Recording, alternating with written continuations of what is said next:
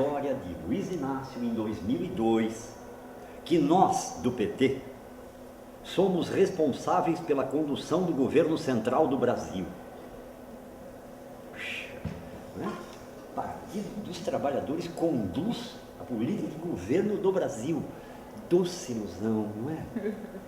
Não é? Estar, não é? E dirigir parece serem coisas assim que precisariam ser, mas tá bom, não é por isso que eu trago aqui o amiguinho para falar para vocês. Inegavelmente a nossa presença no governo é técnica e politicamente superior a todas as gestões anteriores. Isso é verdade. Tudo bem? O que tinha de gente de fora, que acabou de entrar agora, é monumental. Talvez essa a razão pela qual o cara caiu na primeira das ilusões. Tudo bem? Que como partido agora dirige.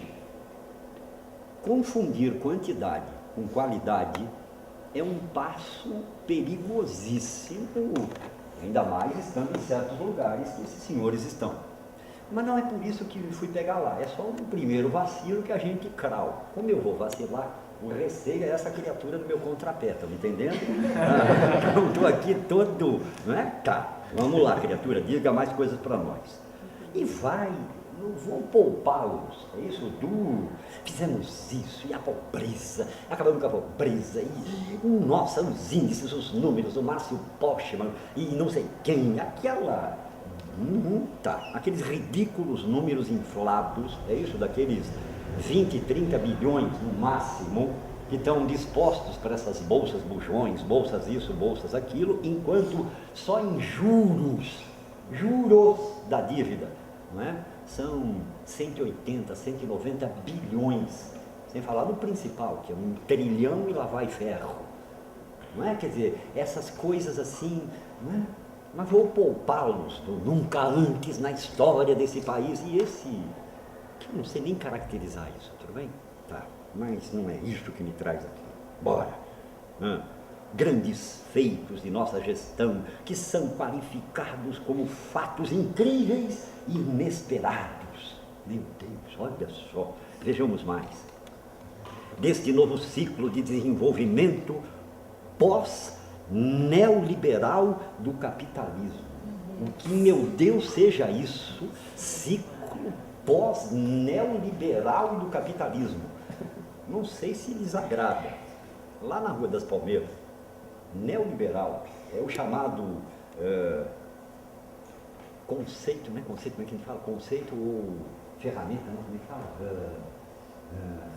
Instrumento de análise, como é? Categoria. Diz uma amiga muito querida que neoliberalismo é uma categoria muito interessante. É assim uma categoria bumerangue. Toda vez que sai pela esquerda. Faz um longo percurso. E como ela volta pela direita, não é? Ela volta com justificativas, com números, não é? Então que caralho deve ser isso de pós-liberal? Não importa muito, mas lá vem mais coisas.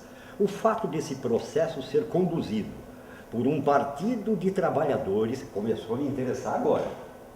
Tudo bem? Então esse processo ser dirigido por um partido de trabalhadores também é uma surpresa histórica. Lá começou a ter problemas, não é? Surpresa histórica porque não sabe de história. A história só surpreende a quem de história nada entende, não é mesmo? Então tá, então vai ficar comprando novidade aí, não é? Vê lá as fuleiragens do Vivo Novo, Saúde em Novo, sejam novos conosco.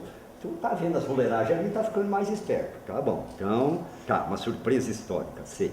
Foi necessário que o PT, nascido das lutas de enfrentamentos ao capital e aos patrões, é verdade, né? Sua gênese, chegasse ao governo, diga mais, para estabilizar um processo de desenvolvimento com inclusão social. Coleguinha, dá para falar um pouco mais claro?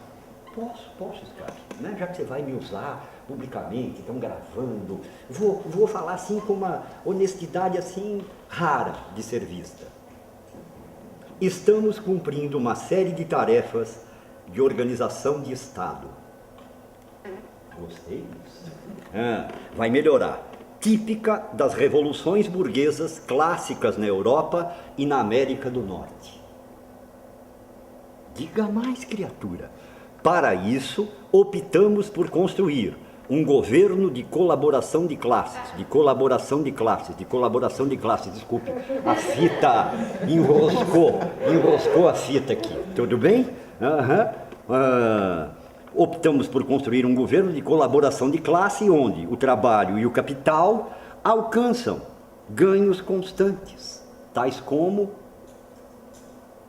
aumento dos lucros, a massa salarial, valor real dos salários, dos níveis de emprego. Olá, um governo de colaboração de classes. Tudo isso para chegar aqui, sacaram? Tem um cara meio seguro. Um governo de colaboração de classes. E aí, criança? Tudo bem? Esse é o contexto onde nós estamos. Agora, e o devir desta porra? Para onde isso se desdobra? Na sequência, vai dizer, mas estamos com problemas. Apesar da maior presença, isso não é proporcional ao que a gente tem conseguido arrancar de reformas. Nós precisaremos que os pobrinhos se mobilizem. E nós vamos, no segundo semestre, fazer a maior jornada de lutas que a gente faz tempo que não faz. A pergunta é a seguinte, da arte. E aí? Vai estar nessa? É só ver maçaroca na rua, bandeirinha chacoalhando e tu vai correr para essa? Vai beijar de língua, peão? Vai, otário. Colaboração de classe. Depois não vem encher o saco. O cara é radical, o cara não sei o quê. Não vem não, cara. Que levaram anos para escrever essa porra com essas palavras. O infeliz vai tomar uns tapas na orelha que não é bobo. Não pode falar isso.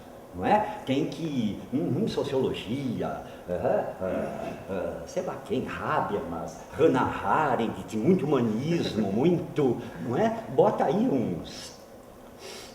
umas cafungadas de pós-modernidade, bota essa porra toda, tudo bem? E, não é? Legal, agora, estou preocupadíssimo com o seguinte, estou com o cu na mão, o que essas figuras tão queridas, que manda essa tomar no cu, caralho, obrigado por essa porra, cara, entendeu?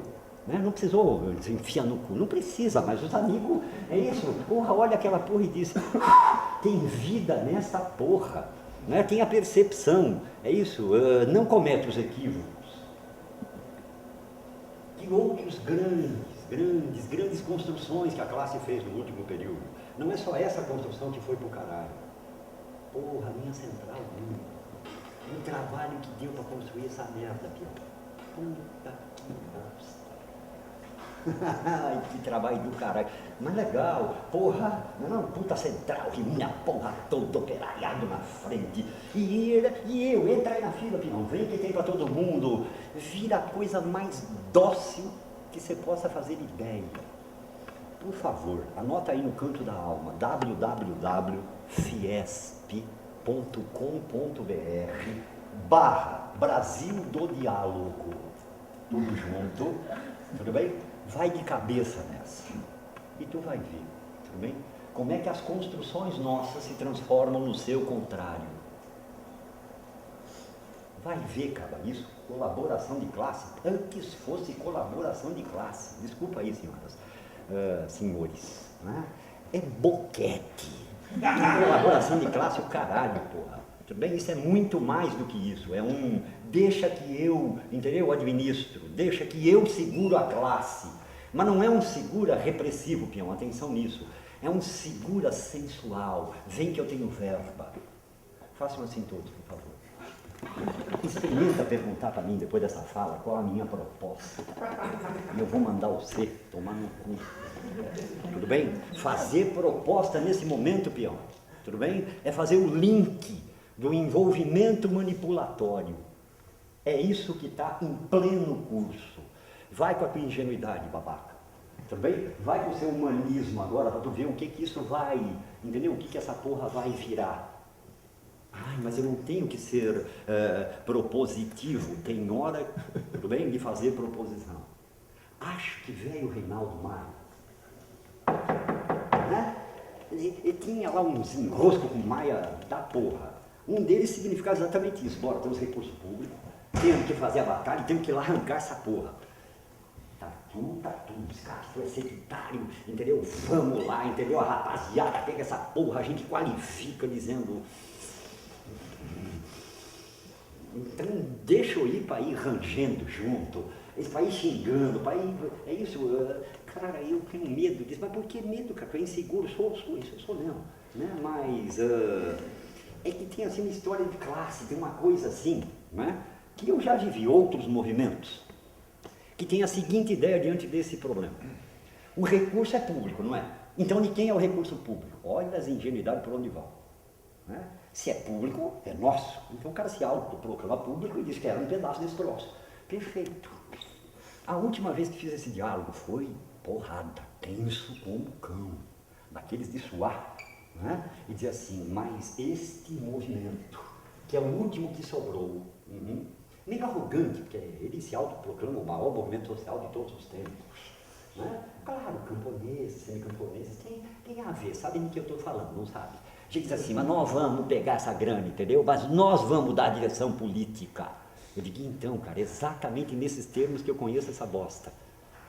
É exatamente nesses termos. Depois isso vai virando assim um hábito, vai virando um costume. E você conhece droga? É só uma pegadinha. Que nem, é isso, pega assim, eu só vou pôr a mãozinha. E depois cria uma bosta de um troço chamado dependência química. Lá foi a autonomia, a independência, tudo bem? Que quando você apontava, não é secretário, não vê essas coisas. Não é isso. Eu acho que parece que tem gente que tem maturidade capaz de não perder essa autonomia e essa independência. Porque não se deixa ficar dependente químico. Dá seus tapas, dá seus pega, sabe como é que é? Então tá bom. Mas não entra de otário nessa. Entrou, vai perder autonomia e independência. Olá, como eu acho que o maior movimento social de todos os tempos perdeu. E estão gravando essa porra, isso não vai ficar de graça, sacou? Entenderam por que é foda vir falar as coisas em determinados tempos em que você tem que se antecipar à compreensão das pessoas? Que bom que você ainda está solidário, não arrede de pé um segundo dessa porra. Mas olá, foram jantados, foram cooptados por inteiro.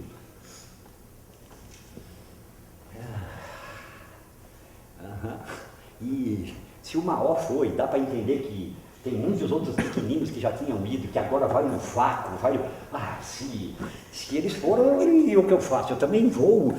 Vamos para a colaboração de classe. Venha para a colaboração de classe você também. Não é? Não dói. Não dói. Não. Venha, a gente... qual a sua proposta? Esse me parece ser o ponto de... Isso é o ponto G. Qual a sua proposta? Olá, tem hora que a gente não tem que ter proposta, sacou? Essa é uma delas, eu não tenho nenhuma. Então se algum puto tiver com dúvidas sobre o que fazer, vai se fuder. Não tem proposta. Olá, nós vamos envelhecendo, os meninos reunidos, que responsabilidade, estão te ouvindo, vamos se fuder, estão ouvindo, tudo bem? É para pensar, é para trocar coisas, sim? E eu estou com o cu na mão, porque os movimentos sociais nos quais vocês corretamente se baseiam, tudo bem? Agora vão fazer um convite mortal para vocês. Essa arte que você faz tem culhão e útero para manter sua autonomia e sua independência?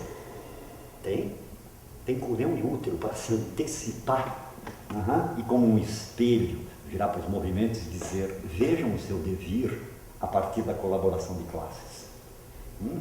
Tem culhão para se antecipar e mostrar como arte na sua estética a derrota de classe. Isso costuma ter preço alto, cara. E não é porra.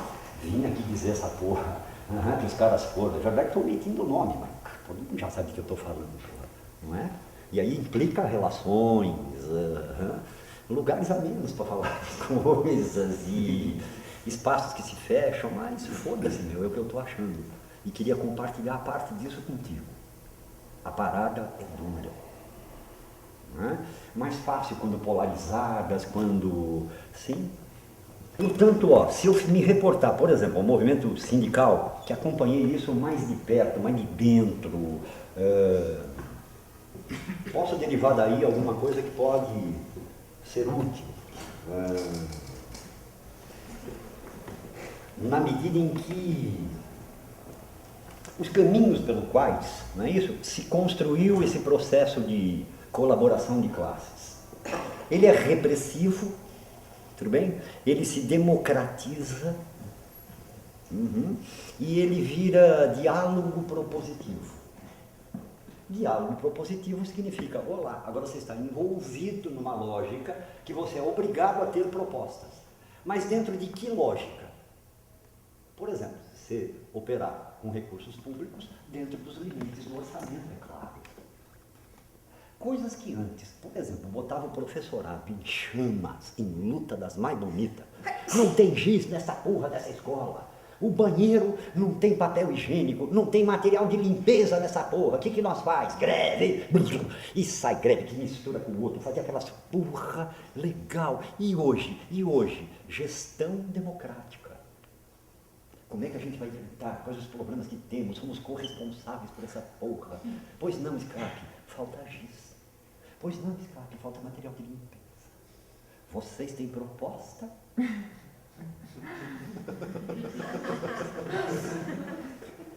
Eu tenho. Qual? Uma festa de São João, a gente arrecada fundos e compra essas coisas. Olha que lindo. Não é valorizar a cultura popular. Nossa, imaginaram, quer dizer, aquilo que nos põe em luta, merda. Tudo bem? Agora vira proposição, legal. E aí, professor, cadê as lutas? Não tem, cara. E estão enlouquecendo.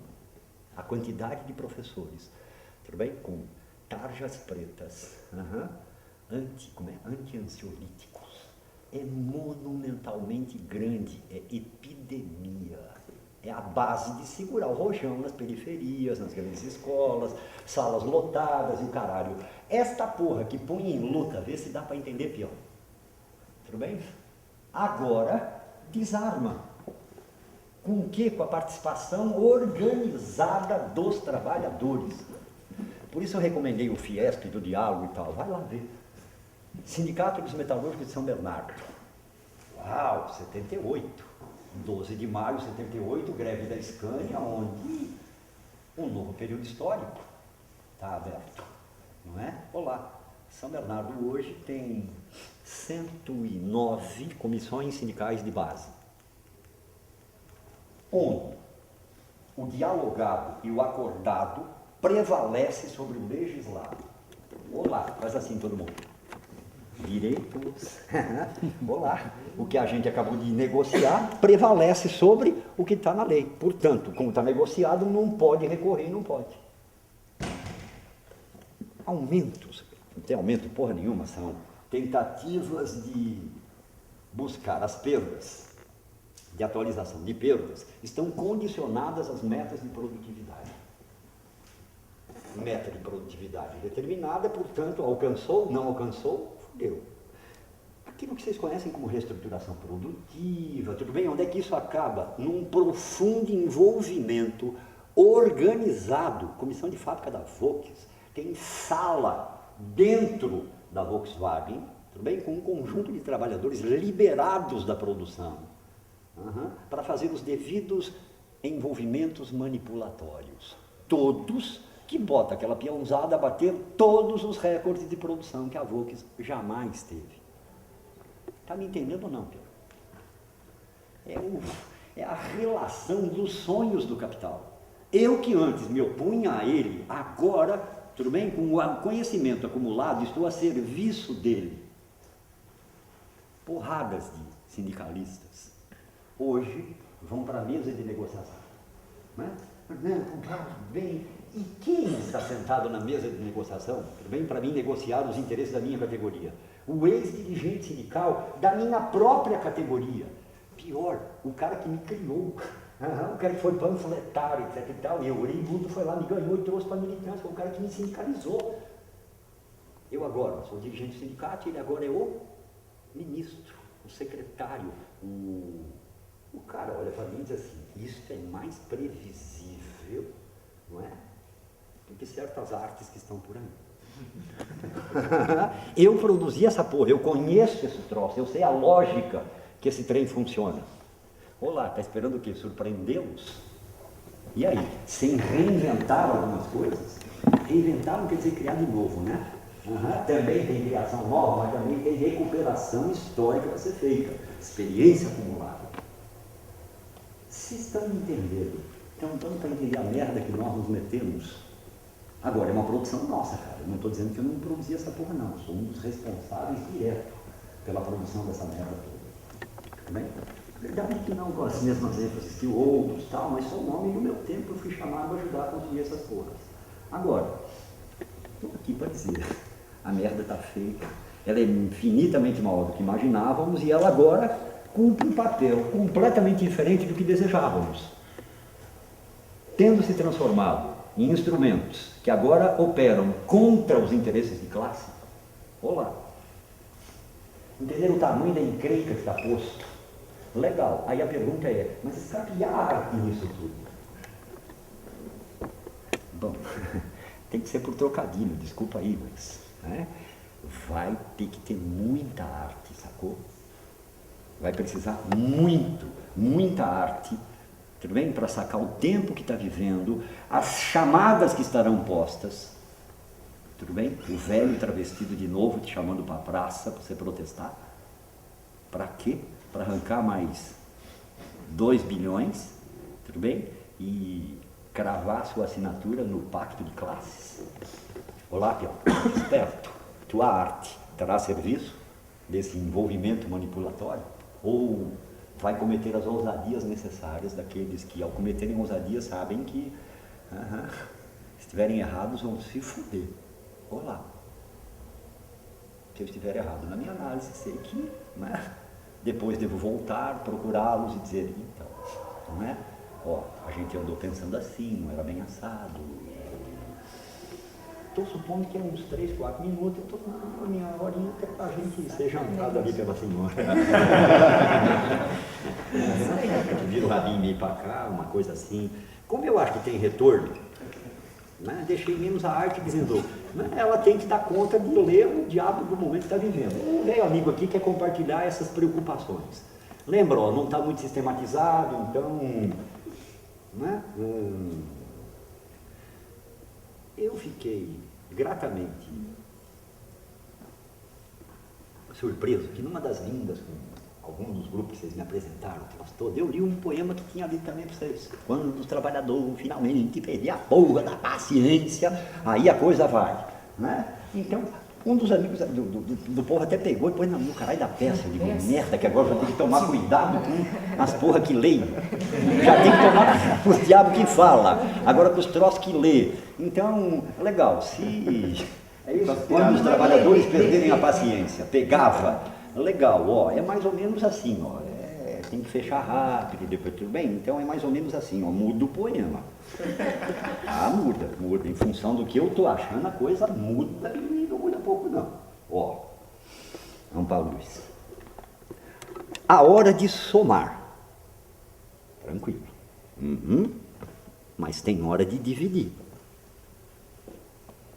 Há tempo de esperar, mas tem tempo que é para decidir. Tempos de resistir, tempos de explodir, tempos de criar asas, romper cascas, porque é tempo de partir. Partir partidos, parir futuros. Partilhar amanheceres a tempos esquecidos. Lá no passado, tínhamos um futuro. Lá no futuro, tem um presente, pronto para nascer, só esperando você decidir. Porque são tempos de decidir, dissidiar, dissuadir. Tempos de dizer que não são tempos de esperar. Tempos de dizer, não mais em nosso nome. Se não podem se vestir com nossos sonhos, não falem mais em nosso nome. Não mais construir casas para que ricos morem. Não mais fazer o pão para que o explorador o coma. Não mais em nosso nome. Não mais nosso suor, o teu descanso. Não mais nosso sangue, tua vida. Não mais nossa miséria, tua riqueza. Tempos de dizer que não são tempos de calar. Diante da injustiça e da mentira, são tempos de lutar. É tempo de festa, tempo de cantar as velhas canções e a que ainda vamos inventar. Tempos de criar, tempos de colher, tempos de plantar os tempos que iremos colher. É tempo de dar nome aos bois. Levantar a cabeça acima da boiada. Sabe por quê, camarada? É tempo de tudo ou nada.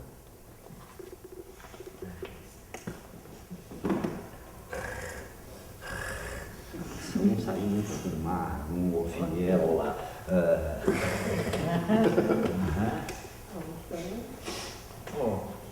Não foi jogada combinada, não é verdade?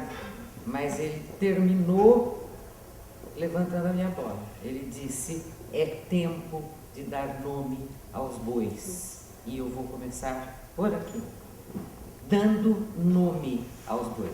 Mais uma pequena digressão em nome da minha memória política.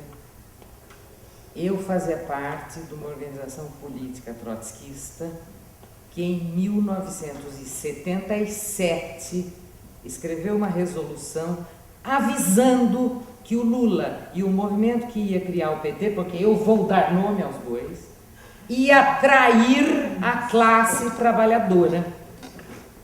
Esta organização vai daqui, vai de lá, negociações internacionais, não vou entrar nesses detalhes, que são sórdidos.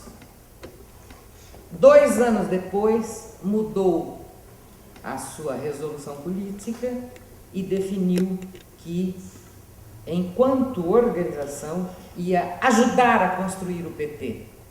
Eu participei, a última atividade minha nessa organização foi a plenária setorial, professores, realizada no prédio da História da USP. E esta plenária endossou a mudança de posição da minha organização. Eu saí da plenária e fui conversar lá no lugar onde funcionava a sede da organização, pedir exclusão. No mesmo dia, eu pedi exclusão. E aí eu fui aconselhada por pessoas: não, você não faça isso, espera a semana entrar, vai lá na reunião da sua célula e faz o pedido, cumpre o regulamento da organização. Ah, tá bom, eu vou fazer. Mas eu me considero excluída desde hoje. Apenas um detalhe técnico. Eu pedi exclusão com o seguinte argumento: eu quero sair da organização por iniciativa minha, porque eu não vou cumprir essa resolução e, ao não cumprir a resolução, eu serei caracterizada como traidora do movimento. E esta pecha eu não quero. E permaneci excluída como uma Cassandra, dizendo: vocês aguardem, porque vocês vão ajudar o Lula a atrair a classe trabalhadora brasileira. Em 1980, isso. Então, é em nome dessa experiência que hoje a Cassandra vai falar, mas não para fazer previsão, para contar algumas coisas que ninguém quis comentar nesses anos todos. Primeiro ponto: por que nós sabíamos que o Lula ia trair a classe trabalhadora? Porque o Lula era antimarxista, o Lula era antissocialista e o Lula estava aliado com a Igreja Católica.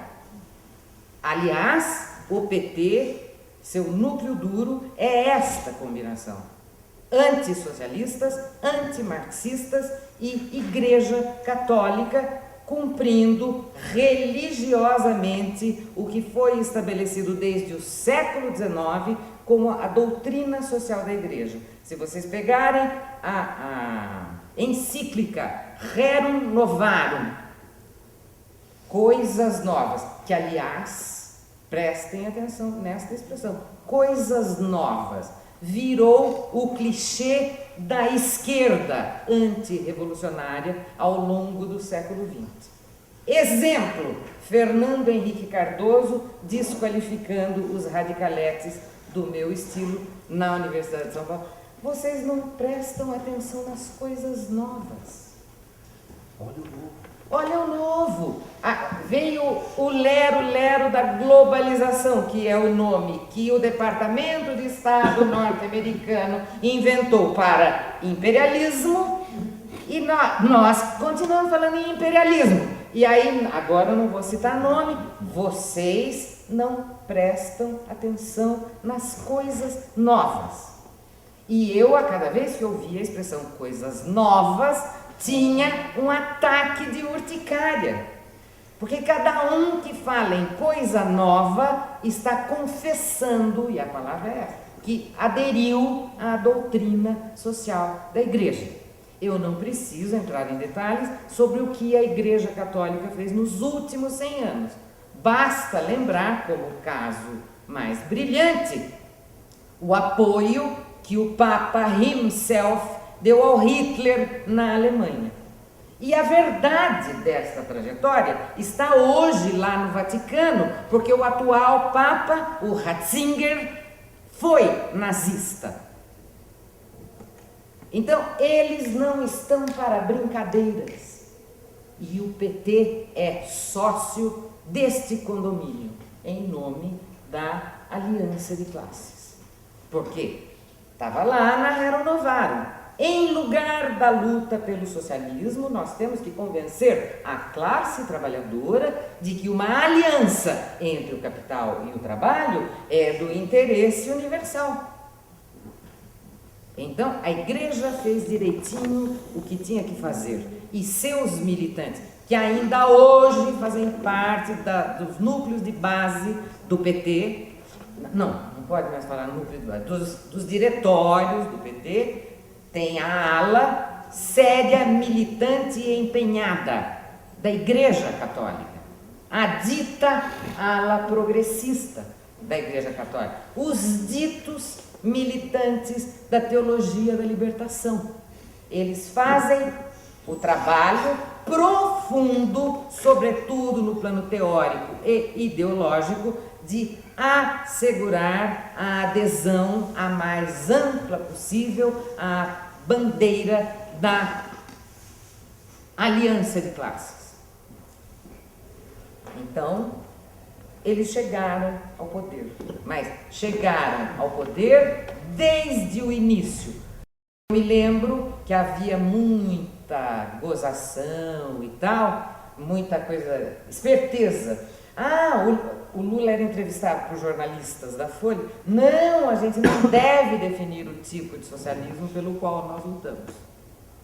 Isso era o máximo que ele se dispunha a falar sobre o socialismo. Mas havia os intelectuais daquela repartição onde eu trabalhei, que se encarregavam de dar conteúdos vagos para a não definição de socialismo do Lula.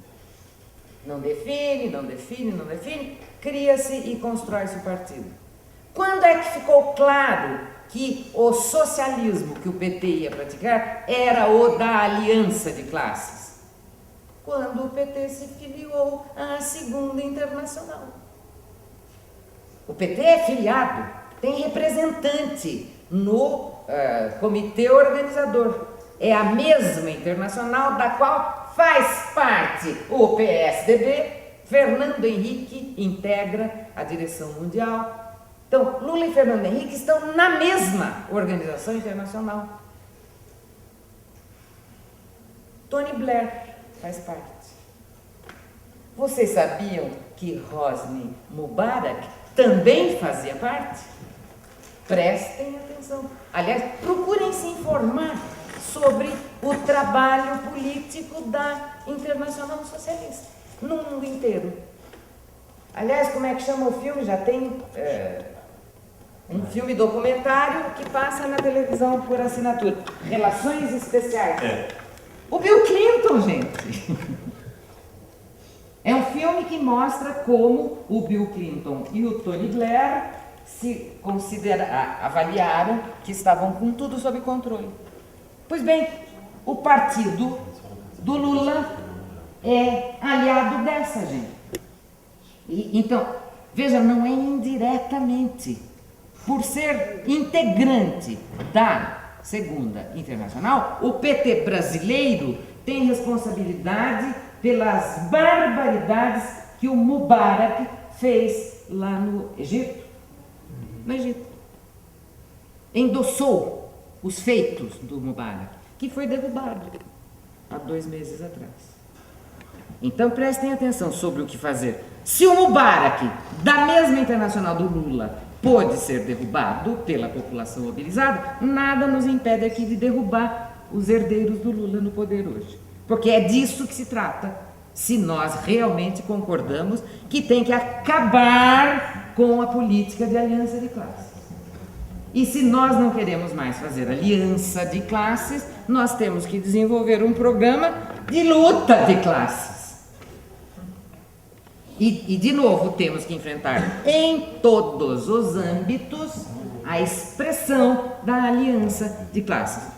O camarada Scapi já deu algumas dicas no plano dos movimentos que foram jantados, né? Foram todos enquadrados, todos. Nós precisamos pensar em outras alternativas. E agora, já para entrar na segunda parte da minha intervenção, a prática e tendo como interlocutores pessoas interessadas em arte, né? A discussão é arte e luta popular, não é? Pois muito bem. Agora eu vou requentar a marmita, começando pela mais antiga manifestação pública, feita no jornal O Sarrafo, acho, no 1º ou 2º número. O que eu dizia lá? Não se enganem vocês, porque atenção, tem que fazer a digressãozinha para quem não sabe. O Sarrafo, o jornal, ele mesmo é uma espécie de coroamento de uma vitória na linha da aliança de classes ocorrida imediatamente antes. Qual foi a vitória? A Lei de Fomento ao Teatro em São Paulo, aprovada, atenção, crianças, por unanimidade na Câmara Municipal de São Paulo. Ninguém tira consequências desta unanimidade, né? Unanimidade quer dizer o quê mesmo? Hello! Direita, extrema direita, corrupção em grau máximo e esquerda. Vocês não tenham dúvida que a lei de fomento foi moeda de negociação do tipo assim, eu não denuncio esta coisa e você vota nisto. Ou nós somos crianças e não sabemos que em bordel é puta que trabalha. Continuando. A lei de fomento, como eu dizia na época, é claramente um programa social-democrata. Não há razão para a gente ter ilusão sobre o caráter da lei de fomento. É pauta social-democrata. Porém, nesta circunstância em que nós estamos, eu não vou levantar a minha voz para dizer, não lutem pelo fundo público. O fundo é público, não é? Vamos pôr em xeque os acessos ao fundo público. Aliás, eu acho que esta bandeira não está ainda descartada. O que eu acho é que precisa descobrir jeito de disputar o fundo público de modo a desmascarar o PT, seus agentes e seus aliados.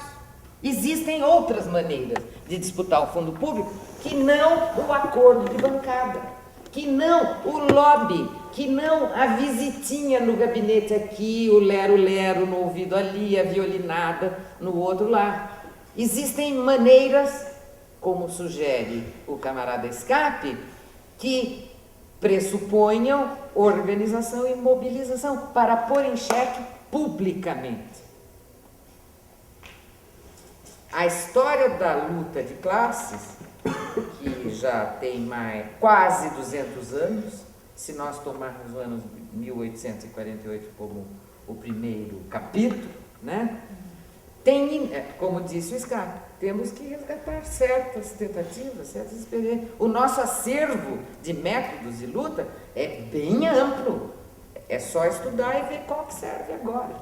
Ou então, olha, isso aqui é uma boa ideia, é só adaptar, trazer para esta outra situação. Foi muito bem. Lei de fomento, um pacto entre os grupos que fizeram projetos pensando conjuntamente.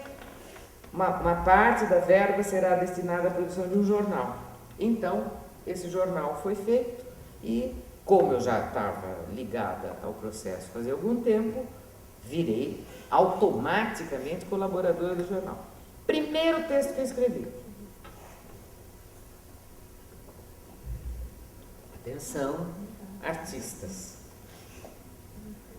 Eu não disse nessas palavras, eu nem me lembro exatamente o texto, só a ideia. Vocês estão correndo atrás de dinheiro público para fazer teatro porque vocês não estão dispostos a se caracterizar como desempregados da indústria cultural. Vocês se formaram para trabalhar em televisão, cinema e eventualmente em teatro, mas em teatro de verdade, né? Porque vamos combinar que teatro de grupo já é outra coisa. Porque teatro de verdade, que eu digo, é com condições de trabalho, produção, você ganha um dinheiro para cuidar da sua vida e tal, né? É teatro de verdade, teatro profissional. O que é que aconteceu? E aí é o Moreira que trata desse assunto, se vocês quiserem tratar disso, chamem o Moreira para explicar no detalhe.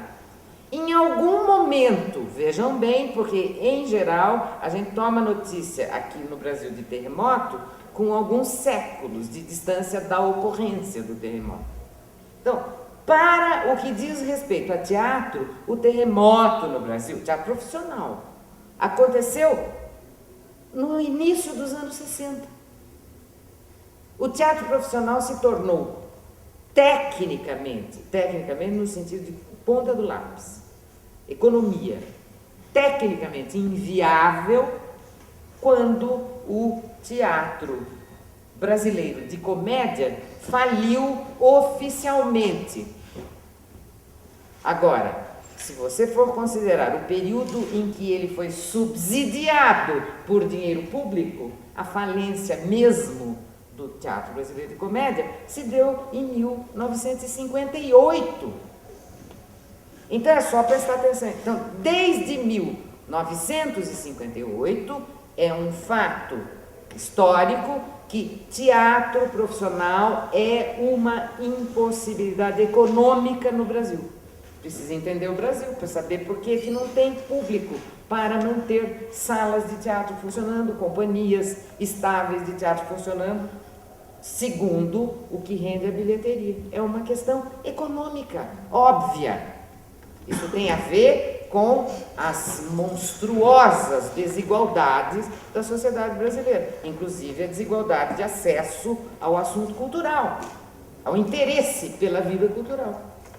Então, é simples, gente. No Brasil não tem pessoas em número suficiente para sustentar companhias profissionais de teatro. Isso é um dado econômico. Por outro lado, neste mesmo tempo, a gente não pode esquecer que teve só uma ditadura militar, criou-se a infraestrutura da indústria cultural propriamente dita, a saber, fonográfica, televisão e rádio como mecanismo comprometido com esse processo. Ora, quem vai para as escolas que formam artistas e técnicos, vai para as escolas olhando para essas atividades, que são a produção cultural economicamente relevante. É o que a sociedade brasileira reconhece como válida. É a novela da Globo. É a novelinha vagabunda do SBT, que dando 6 pontos de audiência, está sendo assistida por quase 180 mil, 200 mil pessoas diariamente durante 1 hora.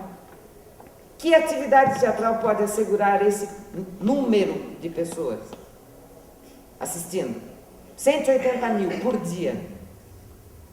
A novela é um lixo. É um lixo, eu não lembro nem o nome, Amor e não sei o que lá, Violência e Revolução. Amor e Revolução. E já caiu o item Revolução da pauta, agora é só amor. 6 pontos de audiência. Estou falando porque o Silvio Santos ficou bravo, chamou uma reunião lá. Gente, para melhorar o nível. 6 pontos. Gente, 6 pontos é 180 mil pessoas naquele horário. A gente precisa ser realista e perguntar: nós conseguimos atingir 180 mil pessoas durante 1 hora, todos os dias? Então, se nós não conseguimos fazer isso, qual é a relevância que tem o trabalho que nós fazemos? Se não tem relevância, e ainda assim nós queremos fazer, nós precisamos produzir a relevância do nosso trabalho. Não sei como, porque eu também não faço receita. Mas então, voltando ao meu texto. A existência de uma lei como a lei de fomento, sabe o que ela faz? Ela é funcional à aliança de classes. Por quê? Porque mascara a condição de desempregados crônicos que caracteriza os praticantes de teatro de grupo. Eles nem ao menos se veem como trabalhadores desempregados, porque claro que tem a compensação psicológica. Não, eu faço teatro de grupo porque eu sou mais exigente, eu não vou me submeter às péssimas condições de trabalho no SBT, mas bastou a filha do Silvio Santos, que é um amor de pessoa, chamar, a pessoa vai lá e trabalha numa novela, porque ganha o suficiente para comprar um apartamento. Depois volta para o teatro de grupo, claro, ou então vai ser professor de teatro, para formar mais desempregados.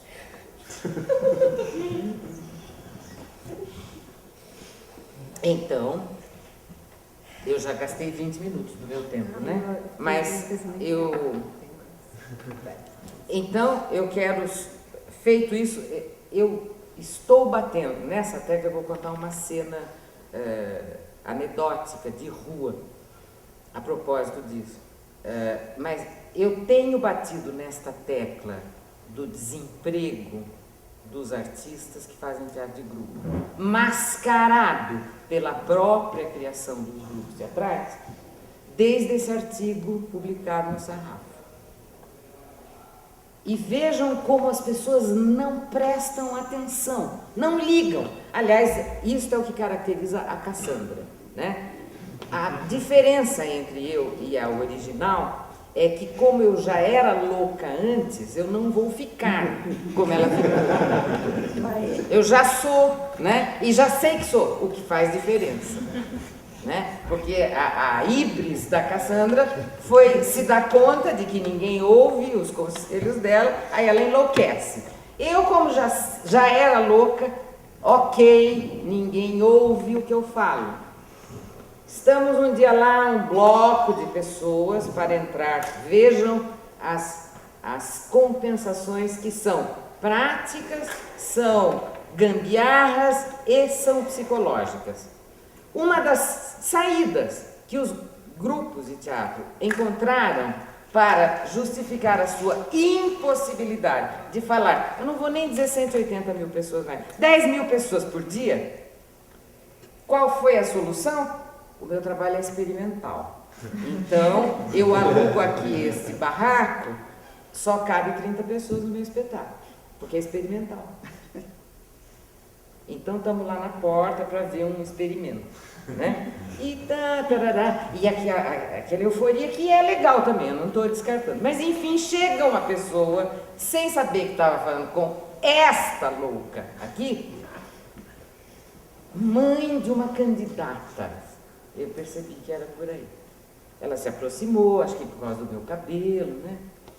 Nossa, mas que maravilha! Mas você sabe, por que será que essas crianças fazem teatro? Para mim, adivinha o que eu respondi? Falei, porque são pobres e não tem, qual foi a palavra? E não tem coragem de disputar espaço nos lugares onde se faz arte relevante, a saber, rádio, televisão e cinema. E no que eu estou falando isso, a diretora do grupo, vocês já sabem até de quem eu estou falando, ouviu. Vocês acreditam que ela ficou deprimida, acho que por semanas a fio? Pô, meu, você falou lá que a gente faz teatro porque é pobre. Eu falei e repito. A gente faz teatro porque é tão pobre que não se dispõe nem ao menos a configurar a condição de desempregado dos meios de produção cultural. É muito mais pobre do que parece. Então vocês não se enganem, vocês podem se enganar à vontade, mas eu não me engano. Eu acho legal o que vocês fazem, dou o maior apoio para todas as linhas que vocês desenvolvem, mas eu não me engano sobre o que vocês estão fazendo.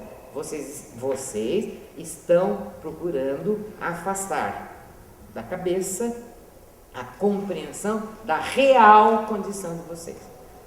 Para terminar, agora citando Brecht, no dia em que vocês entenderem que, na verdade, vocês são trabalhadores jogados fora pelo mercado cultural no Brasil, talvez vocês se deem conta que a condição de desempregado seja ela mesma a força produtiva que vai impulsionar vocês a se organizarem e a começarem a lutar para fazer o que vocês dizem que querem fazer. Isto é, arte socialmente relevante.